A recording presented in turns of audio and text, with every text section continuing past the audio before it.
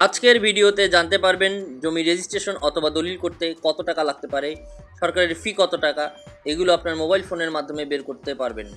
এছাড়াও কতটুকু জায়গার জন্য কত টাকা লাগতে পারে এসব বিষয়ে আপনি জেনে বুঝে জমি রেজিস্ট্রেশন বা দলিল করতে পারবেন। এছাড়াও রেজিস্ট্রেশন ফি কোথায়, কোন পদ্ধতিতে, কিভাবে, কোন কোডে জমা করবেন সেগুলো আজকে এই ভিডিওর মাধ্যমে পরিষ্কারভাবে জানতে পারবেন।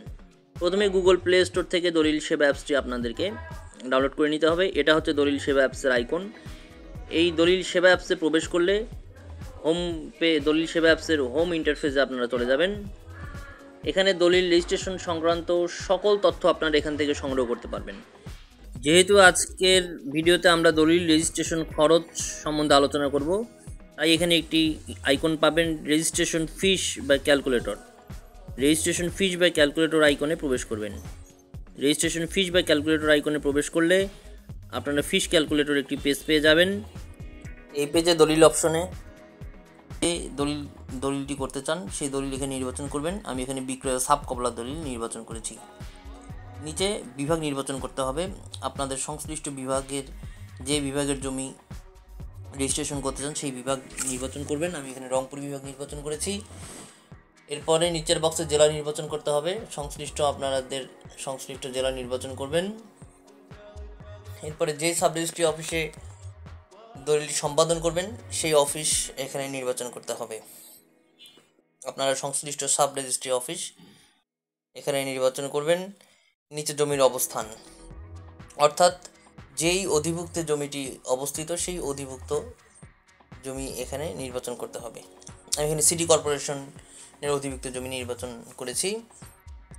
এরপরে জমির মূল্য, অর্থাৎ জমির মোট মূল্য, দলিলে যে মূল্য উল্লেখ করবেন সেই মূল্যটি এখানে লিখবেন। আমি এখানে 10 লক্ষ টাকার মূল্য লিখেছি, এটা মনে করে লিখেছি। আপনারা আপনাদের যেই মূল্যের জমি করবেন সেটা লিখবেন। আমি 10 লক্ষ টাকা লিখেছি। লিখে বিক্রেতার ধরন, এখানে সাধারণ বিক্রেতার ধরন সাধারণ বিক্রেতাই থাকবে। নিচের বক্সে পৃষ্ঠা সংখ্যা, দলিলটি যে যত পৃষ্ঠা হবে সেই পৃষ্ঠার সংখ্যাটা এখানে লিখবেন। আমি এখানে পৃষ্ঠার সংখ্যা 8 লিখেছি, 8 পৃষ্ঠার দলিল।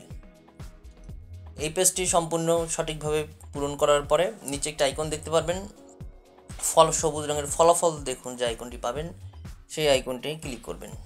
ফলাফল দেখুন আইকনে ক্লিক করলে আপনারা এখানে শুল্কের ধরন, শুল্ক শতকরা কত হারে সরকারকে শুল্ক দিবেন, মোট কত টাকা, বিস্তারিত তথ্য আপনারা এখানে পেয়ে যাবেন। এখানে রেজিস্ট্রেশন ফি, স্ট্যাম্প শুল্ক, স্থানীয় সরকার কর, উৎসে আয়কর, ফিস, কোর্ট ফি, কোথায় কত টাকা লাগবে, মোট খরচ কত হবে সেটা আমরা পেয়ে যাবো। এখানে আমরা দেখতে পাচ্ছি মোট খরচ 1,05,890 টাকা। এর হচ্ছে মোট সরকারি খরচ। এই দলিলটি সম্পাদন করতে এই খরচটা আমাকে দিতে হবে। এখন এই খরচগুলো কোথায়, কোন কোডে, কিভাবে জমা দিবেন সেটাও নিচে অর্থ পরিশোধ পদ্ধতিতে আপনারা পেয়ে যাবেন।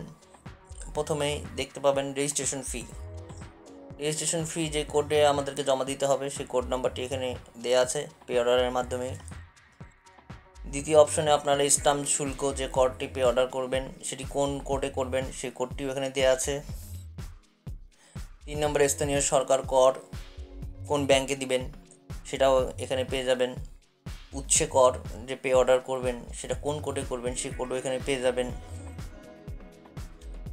এছাড়া ভূমি উন্নয়ন যে সংস্থাগুলো রয়েছে এক্ষেত্রে আপনারা উৎসে আয়কর পে অর্ডার করবেন কোন কোডে, আবার ভ্যাট, মূসক চালানের মাধ্যমে সংশ্লিষ্ট শুল্ক এটা কোন কোডের মাধ্যমে জমা দিবেন সেই কোডগুলো এখানে আপনারা পেয়ে যাবেন।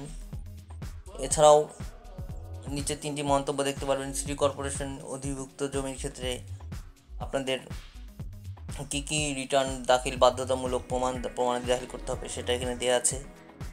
এছাড়াও ভবন উন্নয়ন সংস্থার ক্ষেত্রে কোন আইনে আপনারা রেজিস্ট্রেশন করবে সেটাও এখানে দেওয়া আছে। এখানে মন্তব্যগুলো পড়ে নেবেন। এভাবে রেজিস্ট্রেশন করার আগেই আপনারা জমির সরকারি খরচ, রেজিস্ট্রেশন খরচ কত, মোট ফিগুলো কোথায় কোথায় কিভাবে কোন কোডে দিতে পারবেন সেগুলো সব আপনারা এখানে জানতে পারবেন মোবাইলের মাধ্যমে। আজ এই পর্যন্তই। ভিডিওটি ভালো লাগলে চ্যানেলটি সাবস্ক্রাইব করুন। ধন্যবাদ।